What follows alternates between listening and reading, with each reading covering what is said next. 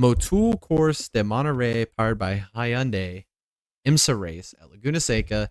Um, I think this was the best race of the weekend, and the reason I say that is because of the parity of the GTP class. Right, I mentioned in my pre-race or preview last week. I said that you should watch out for the Porsches running good again. Maybe watch out for Cadillac, BMW kind of being a long shot. They're the only manufacturer that hasn't won in the GTP class this year. Early on in the weekend practice qualifying, we see how Porsche just dominate. Those Penske Porsches were just so fast in practice qualifying. Started 1-2 in the race. It was lap 1, turn 2. We saw both of the Porsches overshoot turn 2, the Andretti hairpin. They both went super wide off the track, and this opened the door for Acura. This opened the door for Cadillac to kind of pounce on their misfortune there, really kind of set them back, and it just kind of spiraled from there. We saw this clip here, we'll show here in a second. We had Matt Campbell in the number 7 Porsche. Basically kind of wreck Jarrett Andretti there. Jarrett comes through turn 10, pushes to the outside of the track, then the Porsche. Oh, it's a tip from the Porsche, the number 6 car, as it was going through on driver's right. In fact, it was the number 7 car, my apologies, the pole sitting car of Matt Campbell. A run on Albuquerque, and he decided to switch lanes and go to the inside of Albuquerque, not being aware that the GTD car was there, and just absolutely obliterated him.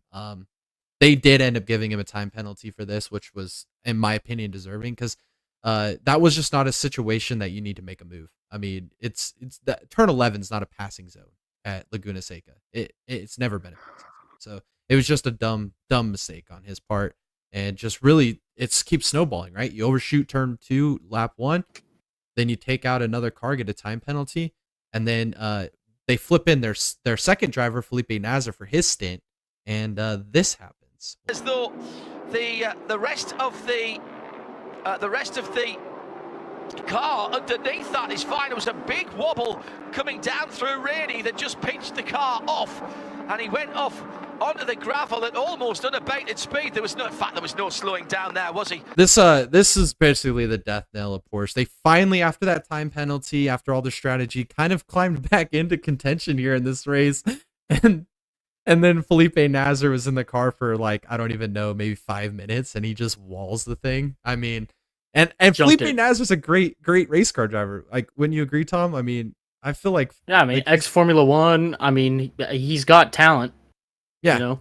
he just ran out of talent right there. I mean, that's just purely running out of talent. And well, yeah, of course. I didn't mean to say like he had talent to hit the wall. I know what you mean. I was just making a joke, but yeah.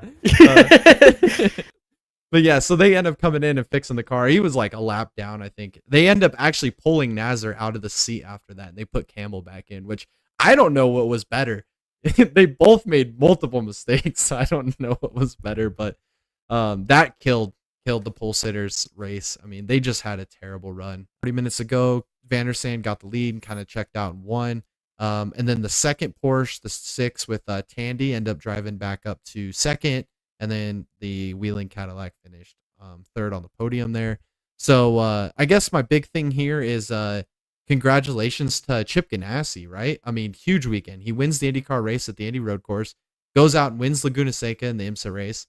And with the luck that Cadillac has had this year, they did not run very good at Daytona in the 24 hours. They wrecked out lap 1 at Long Beach. They had mechanical failure at Sebring. They went and ran the World Endurance Championship race at Spa, and Van der Sande put that thing in the wall. So between these two drivers, very talented, they both just have had terrible luck this season in that Cadillac. So for them to take a win, and not just win this race, but the strategy they pulled and then the dominant final stint they had there was just fantastic. It's just a fantastic race. From beginning to end, the strategy was all over the place. You saw teams go with driver swap only, with no fuel, no tires, just to try and gain ground. You had teams go with just tires only. You had 2 tire stops, fuel only stops. I mean, just the strategy was all over this field. And Laguna Seca is just an amazing racetrack.